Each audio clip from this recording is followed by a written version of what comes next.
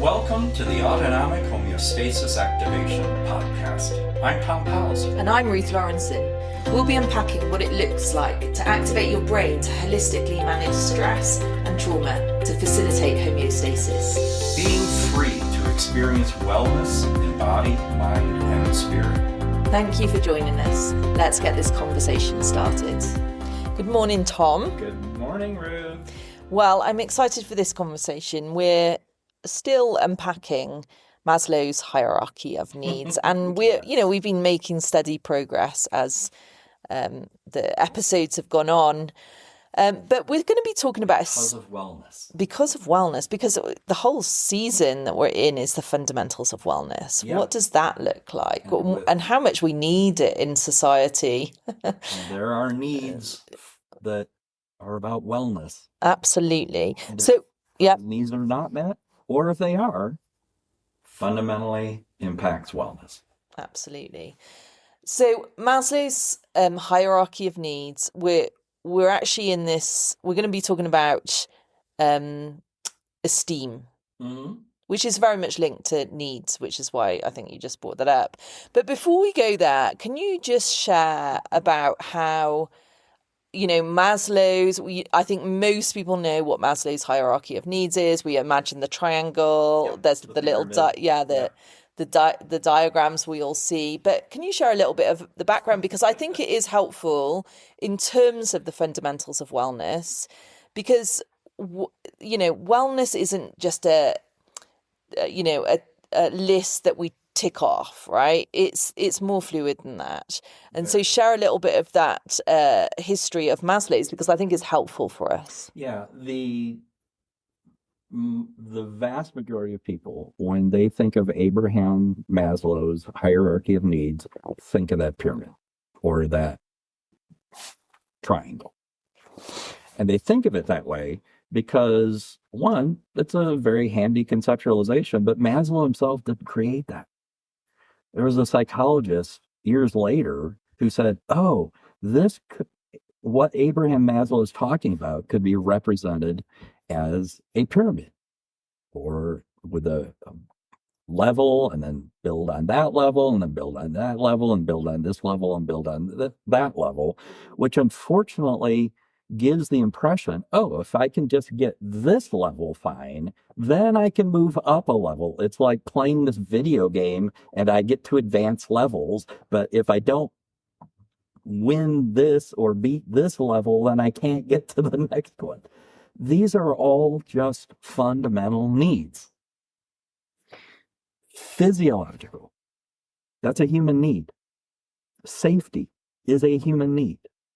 Love and belonging is a human need. Esteem is a human need.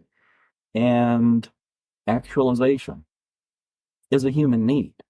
It's not as though, I can't deal with anything related to safety, love and belonging, esteem, and actualization if I don't have the physiological.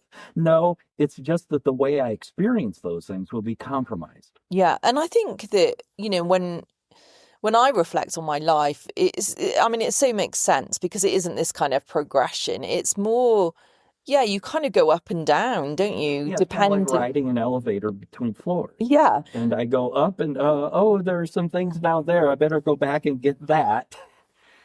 Mm-hmm. And then I think there's going to be some times of your life where, you are in that more esteem, self-actualization space. Mm-hmm. And then something completely crazy happens, and then you're back down in the kind of your physical needs. You lose your job, and suddenly you're not, you swing. So I think that idea of it does swing between these different sections, and that's completely normal. That's life. Yes. That's the human experience.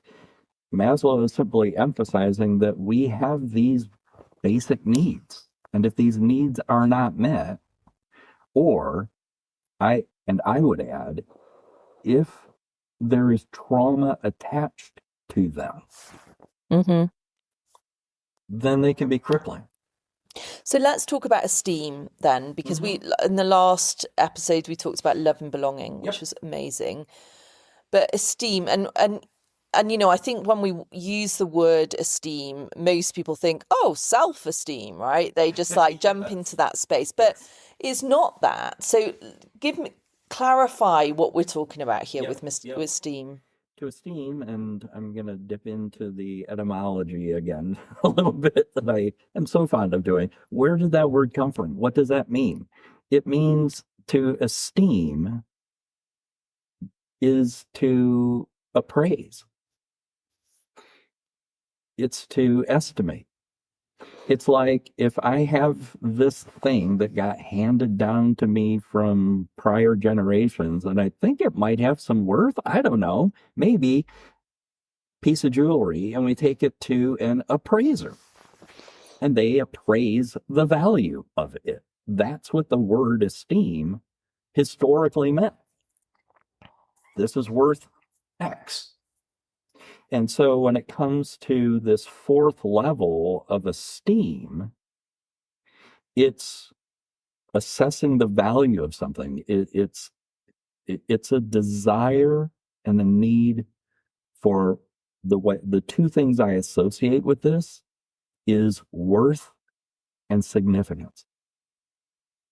And I'm assessing, I'm appraising, I'm trying to determine a sense of worth and significance. And the worth, do I have worth? Do you have worth? So just to clarify here, it includes ourselves, but it's not just ourselves. Yes. So I think sometimes when we think about, so sometimes when we think about Maslow's hierarchy of needs, we like I do this, like I individualize it. It's very much about me, right? But especially in this section with esteem, it absolutely includes me. Like, do I have worth? Do I have value? Do I perceive myself in that way? But also, what do I perceive as well outside of me that has worth? What outside of me has value? And what we're saying then is, what gets in the way of that? Like, what are the things that kind of make this section of esteem something that you get stuck in, And as I said earlier, it's primarily, I think, the traumatized, unmet needs that are physiological, safety, and love and belonging. So, yes. So, because if I don't have the physiological needs met, I'm going to really struggle with safety probably. And if I don't have those physiological needs met and I'm struggling with safety, love and belonging is going to be a really dicey proposition. Love and belonging with who and about what? Well, safety, and there's safety in numbers, but that doesn't have a sense of security and health and wellness. That's very sympathetic flight or fight reactive. Why? Because the physiological needs for food, shelter, water, etc., health are not met. That's really interesting. And so I'm going to try to experience those things because they are needs. But the way I experience them is going to be compromised. So what we're looking at then with esteem, when it's dysfunctional, is it could be, so I'm just going to list off a few examples here. It could be that the trauma that you've experienced or the stress in your life makes you not esteem yourself.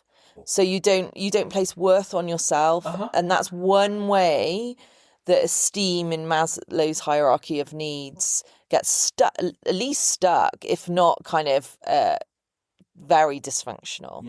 But then also traumas from all sorts of things, like not having your needs met, like you just described, can then also alter the way you or I could esteem other things, Yes. like other people, Absolutely. other families, other races, other cultures that aren't like me, because those traumas will, because my needs aren't getting met, suddenly, or weren't, and I never got over that. So then they it still changes the perception of, it kind of skews the perception of others as a threat to that. So now I don't esteem them as Right. being equally valid to my needs. Does that make sense? Yes, it does. And it's not just worth.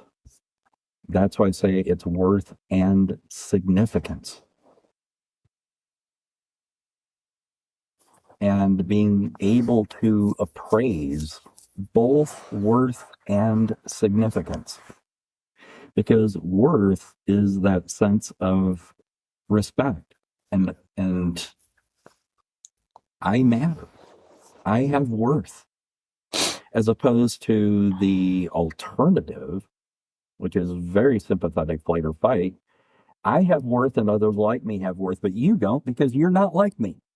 And you don't have worth. Mm-hmm. Oh, but I'm going to say you have worth, but I'm not actually giving you worth. I just say you have worth if, and then it becomes very, the appraisal gets distorted. And it isn't, you're a human being, you have worth. You're a human being if you're a human being like this. Then you have worth. And if you're not a human being like this, then you don't have worth. Yeah, that Does makes that make sense. Yeah. And then, I mean, it sounds very familiar right now to kind of some of the dynamics that we are living in. Yeah. And then there's also this appraisal of significance of self and others.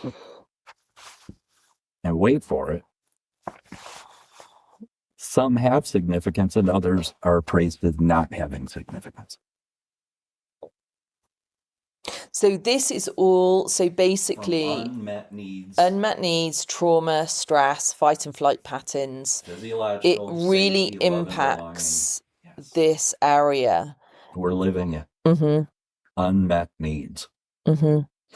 And with the significance, with the worth, that's self and others. If I have worth and I'm solid in that, then I can attribute worth to you. You're not like me, you're different, but you still can have worth. Because I have worth and we're human beings. So this area of esteem, if it gets stuck, like what we've just described, which is compromise, it really isn't, because of trauma. Yeah, trauma, unmet needs. Suddenly we're in a situation where, because I'm not feeling I'm significant enough, now I'm going to degrade someone else's significance to accommodate for my significance. Yeah. So then what that does is it really stops us getting into that self-actualization. I mean, that's the point, isn't it? To kind of recognize that, well, we can fight to the nail on who's the most significant, but the reality is that everyone loses, because there isn't this like flow into the next stage, which we'll talk about in the next episode, self-actualization, which is this kind of ultimate human expression, free expression. And so if we get stuck in these patterns for whatever reasons, we don't get to that place. So what do you say, like, what do we do, Tom, like in these situations? So to appraise is not to judge. To appraise is to value. But that doesn't inherently necessitate judgment and condemnation and criticism. Say you have a diamond, okay? But it's a diamond in the rough. It's not cut. You can appraise its value without focusing on, oh, but it looks like crap. It's just this rock. Oh, now it really has value if it's cut and polished and set. Throw me all those diamond rocks uncut, and I'll take every one of them.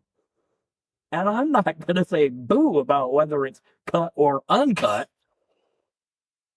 Oh, humans are uncut diamonds.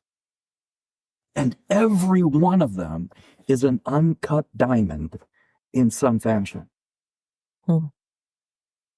Or the only ones that matter are the ones and have worth, and you appraise that, are the ones who are cut and polished in certain ways. That says to me, when I hear that mindset, there are unmet needs related to the physiological. There are unmet needs related to safety. Their uncutness is a threat to me. And love and belonging? With who and on what terms? It's not the family of humanity.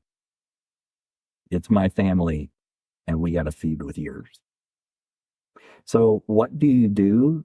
You step back and simply appraise the value, which doesn't have to include condemning a judgment of the uncutness of this other human diamond. Did that make sense? Oh, it's a very beautiful analogy, really. And I think that's what we're talking about, is that, the temptation in some ways for all of us and I think that's, I guess, for any of us who are listening, that and I think we can all fall into this kind of devaluing. Yes. But to kind of step back and just think, what is threatening me right now? Yes. Where do I have unmet needs for safety? Because it's not in the other, it's in the trauma that we've experienced. So whatever that is, what am I feeling intimidated by? What needs have I not had met? What situations are forming me in such a way that I'm so defensive that I will make the jump to insinuate that another person is not valuable and judge that, because and what you've said is just so lovely. Like, I love that idea of we're all uncut diamonds. And I think if, just most people, wherever they sit on thoughts and politics or religion or non-religion, I think they can identify with that, Tom. We're all uncut diamonds. So instead of focusing on what is polished and what isn't polished, and appraising upon the other, which is unnecessary, I can appraise the value of something. And to be able to say, and the reality is, when you talk about it in terms of diamonds, we know that it's true. Yeah. Value is value. Yeah, throw me all those uncut diamonds. I'll gladly take them.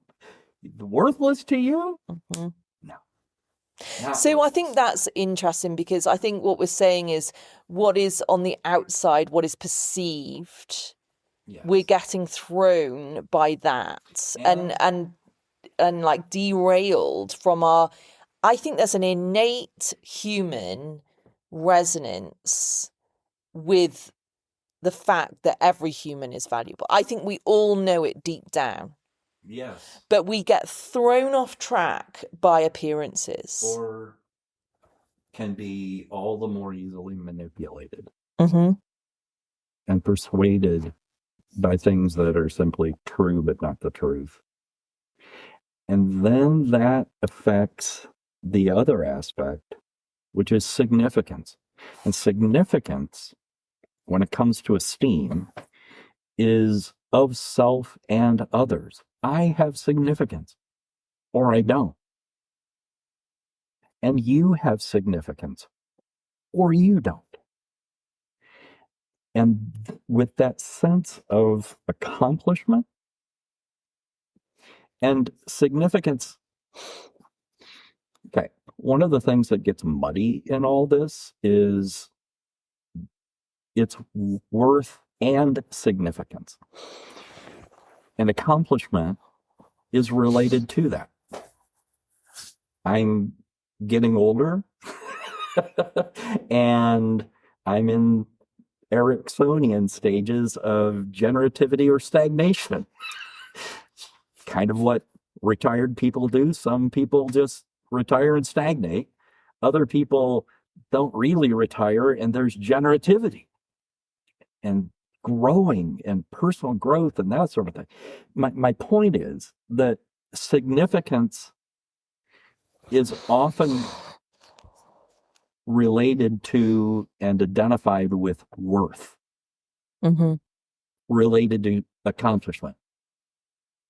Get some people together and they might be all about, what do you do for work? Or what have you accomplished? And then you have worth. Those are two separate things.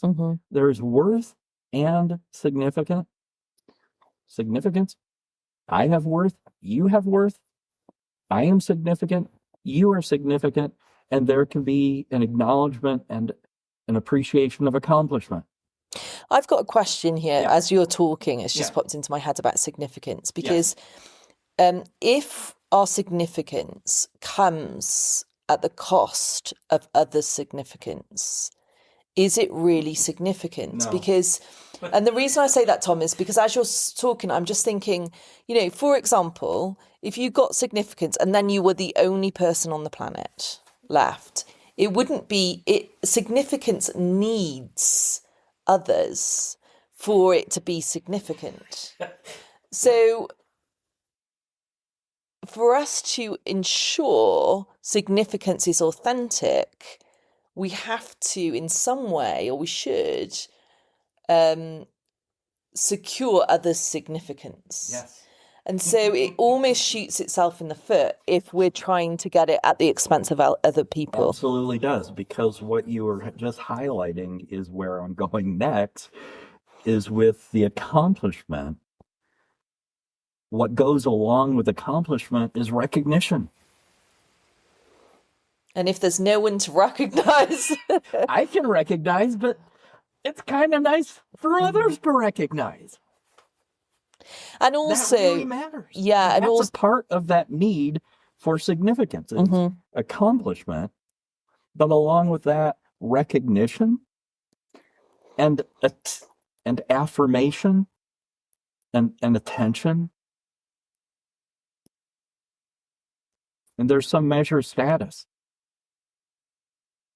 And status not hierarchically, but status in terms of significance of contribution to mutual well-being. Status is either a communal construct or a hierarchical construct. This person has status because they have power and control and they're bigger and badder. Or this person has status, like in an insect colony, we arbitrarily and from a human perspective say, oh, the queen or the king. And these are just workers. The minions. Yes. The king and the queen don't have a colony without the workers. It's everyone having a significant status that contributes to the mutual well-being. I was reflecting just, because Jane Goodall passed away at 95 a few days ago. And I just think she's such a great example of that, because she's obviously very, very well known, which not everyone, when they die, will be. But it was like her contribution was for humanity. And so it feels very different from just like someone who's like just a billionaire, or, so it felt like, it felt holistic and a good example of a life well lived, and whether that gets recognized like hers does, not everyone's going to do that, but in some ways it's not you don't need the worldwide recognition, you just need a few. But for me, I was just like reflecting on her life, and I was like, that's the type of life, I'm not going to get to do what she did, but those is in some ways the threads of the goodness that she left in the world. And you bringing up Jane Goodall, I'm going to plug her book, Hope. Oh yeah. Hope. Mm-hmm. And it wasn't, I think the contribution that is, to me, most significant about Jane Goodall, where it relates to humanity, was in the expansion of seeing humans as part of the whole environment and not just the epitome Mm-hmm. of an organism. Because when she was observing those chimpanzees, she saw them making tools. And until then, one of the things that was quintessentially significant about humans was that we were the tool makers. Mm-hmm. And animals are going, oh, really? We use tools too. We're tool makers. We have that in common. All sorts my of cat it's very intelligent tools. My cat jumps on. I saw, this is just funny, but I saw my cat the other day. It was locked in the bedroom and it jumped on the side table, and its paw was trying to use the handle to open the door. And I was like, these cats are smarter than we think. Problem solving. Where I was going with that is that our significance as human beings isn't in tool making and dominion. Our significance is that we're a part of it all. Mm-hmm. We get to be a part of it all. That makes us significant. But that's contrary to a lot of the hubris of human thinking and hierarchies of power and control, which relates to where I was going with the sense of accomplishment and recognition and attention and status and appreciation. And that's both for self and for others. Hmm. And with unmet needs in these other fundamental areas, we can get higher up, but our experience of them in these other areas, like physiological, you can have somebody whose physiological needs are all met, but they don't have met needs in safety. And that could be relational. It could be in terms of all sorts of things. They just don't feel safe because the sympathetic nervous system in flight or fight is just constantly on. And then love and belonging, well, the solution to the problem of the unmet need for safety is get me a gun. No. And then the kids can't go to school and feel safe. How is that a solution? It's not. And then they have unmet needs for safety. And so there's this kind of spiral. And love and belonging, that's out the window. And there isn't any. My point is that with these fundamental needs, there is a hierarchy, but it's more of from a homeostasis perspective, less a hierarchy as a cascade and a catalyst. So this is where I'm going to tweak Maslow's hierarchy and shift it to the paradigm of a catalyst. A catalyst is one thing impacts another thing and allows something to happen. And so physiological is a catalyst and relates to safety. And physiological and safety together are catalysts for love and belonging. And physiological and safety and love and belonging are catalysts for esteem. Yeah. Or they're compromised. And then it's not just appraising the worth of self and others and the significance and what is significant or not significant doesn't have to have that flight or fight. Flight, avoid, fight, manage. Flight, avoid, stress and anxiety. Fight, manage, anger and depression. It can be parasympathetic, rest, recover, relax, digest, an experience of homeostasis, which is how organisms naturally operate, just not humans.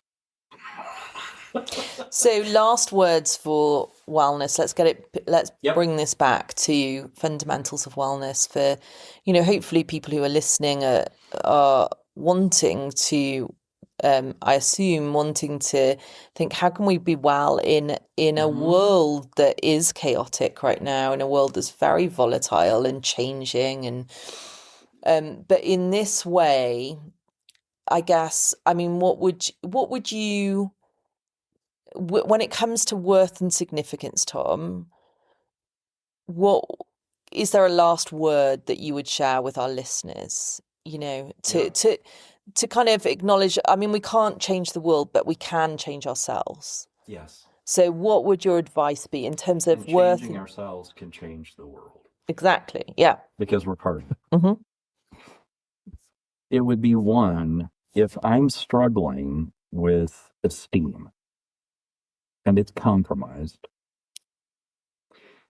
then look back and simply ask the brain, and I'm all about the brain being the therapist. So that's my first response is AHA, and let the brain be responsible for sorting all those things out. Short of that, if it's just cognitive and it's the mind, if I'm struggling with esteem and the mutuality of that, and I'm struggling with the exclusivity of it, does that make sense? It's exclusive to me and mine, but not you and yours. And if I'm struggling with esteem in terms of worth and significance for myself and others, then look back at love and belonging. What is my experience of love and belonging, and how might that be compromised? And then look back from love and belonging and say, well, I wonder if I have unmet needs for safety. And we did a whole episode on this, and it's not just, it can be physical safety, but it's all sorts of things. Relational, yes. All the stuff that would trigger the sympathetic nervous system. And then maybe look back from, if I have unmet needs for safety, maybe sometime, either currently or in the past unresolved, I had unmet needs for the physiological. And then sort those out so that you're not compromising your own sense of esteem. Because all of those can build into actualization. Which is what we're going to talk about next time. Great conversation, Tom. Great wisdom as ever. I can't wait for our next conversation. You've been listening to the Autonomic Homeostasis Activation Podcast. Join us next time as we continue in our conversations with Tom. If you're interested in pursuing your own wellness journey, please check out our website, autonomichealing.org. You can also reach out to Tom at innerworkings.org.